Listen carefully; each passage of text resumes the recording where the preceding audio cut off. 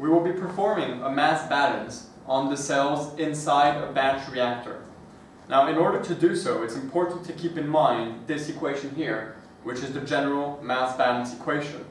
And it says that the rate of accumulation of the cells within the reactor is equal to the rate of the cells going inside minus the rate of the cells leaving the reactor plus the rate of the cells generated within the reactor. Keep that equation in mind as we will be using it later. This is a diagram of a generic vessel. Now here we can see that there is a flow rate of fluid going in and here a flow rate of fluid going out. Now Q in is a volumetric flow rate entering the reactor and it's expressed in meter cubed per second. And concentration is the concentration of cells within that flow rate and it's expressed in terms of kilogram per meter cube.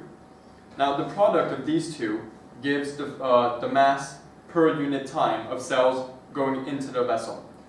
Similarly here, the Q out is the volumetric flow rate leaving the vessel in meters cubed per second, and CC out is the concentration of cells leaving the vessel in kilograms per meter cube, and once again the product of the two gives the mass flow rate of the cells leaving the reactor.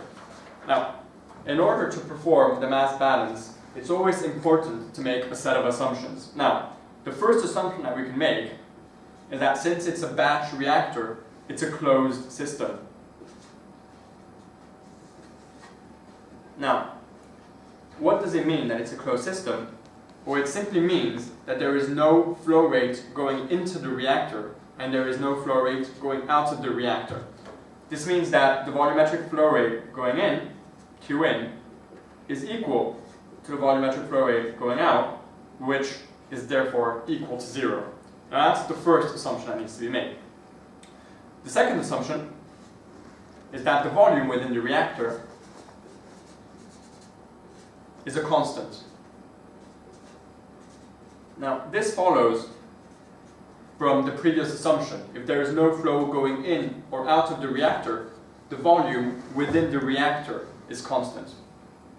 Now if we remember the general mass balance equation, and we take away the fact that there is a flow rate going in the reactor and out of the reactor, we can obtain the equation that the rate of accumulation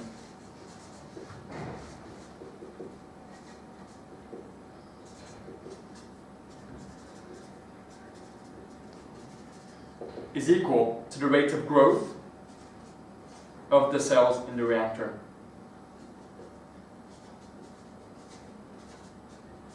Now, as this is a mass balance, we're going to try and express this mathematically. Now, the rate of accumulation can be expressed in terms of change of mass of cells within the reactor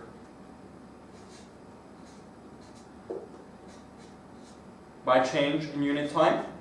Now, as we previously said, the volume times the concentration gives the mass of cells, and that is equal to the rate of growth, which we will express as the volume times the rate of growth.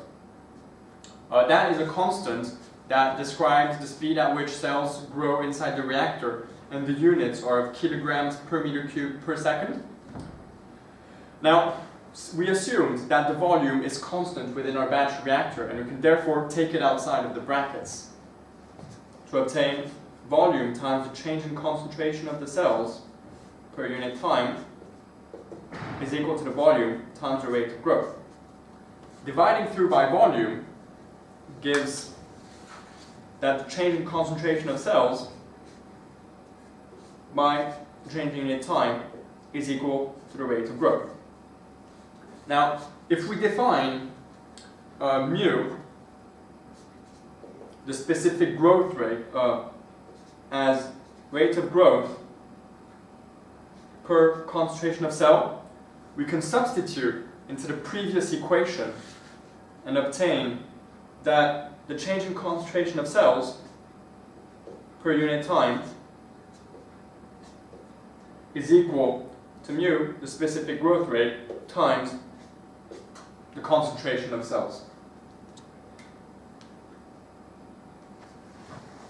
And that is the mass balance for today.